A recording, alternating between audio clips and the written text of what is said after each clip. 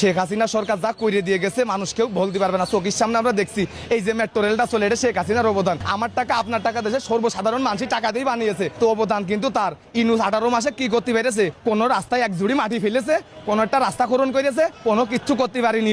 ও শুধু কি করেছে? দেশের ছাত্র সমাজ, দেশের সার্বভৌমত্ব নষ্ট করে দিয়ে গেছে।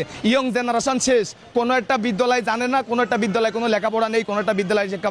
একটা ছেলেবেলে একটা কলেজে চান্স পাওয়ার আগে সে রাজনীতিতে যুক্ত হয়ে যাচ্ছে। কেন ভাই?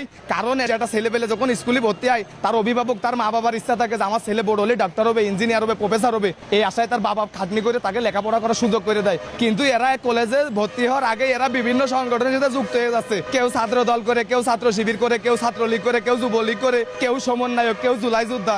কেন ভাই? এগুলো করে দেশে ভালো কিছু করা যাবে না। তা আমি মনে করি যে সাধারণ মানুষের বোকা বানানো হয়েছে। এই জুলাই আগস্ট আন্দোলনে সাধারণ মানুষের ব্রেন ওয়াশ করে বোকা বানায় এদের পেট পাছা ভরেছে। এখন মানুষ বুঝতে পারতেছে যে আমরা কি করেছি, কারণ আমরা এখন ভালো নেই। দেশের মানুষ কেউ বুকে হাত দিয়ে বলতে পারবে না যে আমরা ভালো আছি।